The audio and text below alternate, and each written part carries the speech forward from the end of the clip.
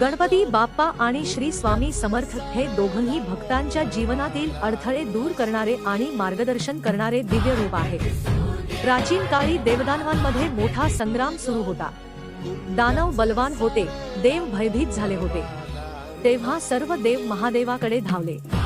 महादेवांनी सांगितलं, तुमच्या संकटांचं निवारण माझा पुत्र गणेश करेल। गणेशाने देवांना सांगितलं, मी विघ्नहर्ता आहे, माझ्या स्मरणाने तुमची सर्व संकट नाहीशी होतील। देवांनी गणपती बाप्पा मोरया असा जयघोष केला आणि दानवांवर विजय मिळवला।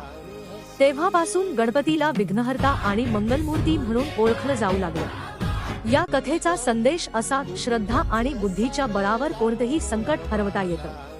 हाच संदेश आपल्याला श्री स्वामी समर्थ सुद्धा देतात। एकदा एका गरीब भक्ताला फार संकट आलं होतं। घरात अन्न नव्हतं, नोकरी नव्हती आणि कुटुंब उपाशी राहत होतं। तो भक्त नेहमी प्रार्थना करायचा, स्वामी मला मार्ग दाखवा।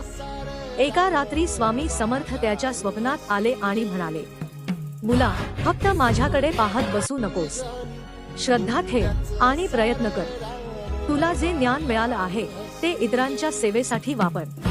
तो भक्त दुसऱ्या दिवशी उठला आणि गावात लोकांना मदत करू लागला। थोड्या दिवसात लोक त्याच्यावर विश्वास ठेवू लागले, त्याला काम मिळालं आणि त्याचे जीवन बदललं।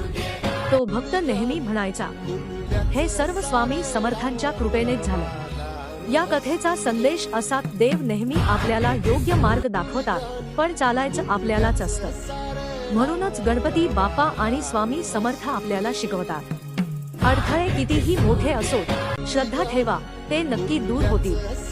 जीवनात चमत्कार होण्याची वाट बघू नका, प्रयत्न करा, देव तुमच्या सोबत असतात। गणपती बाप्पा मोरया। श्री स्वामी समर्थ महाराज की जय।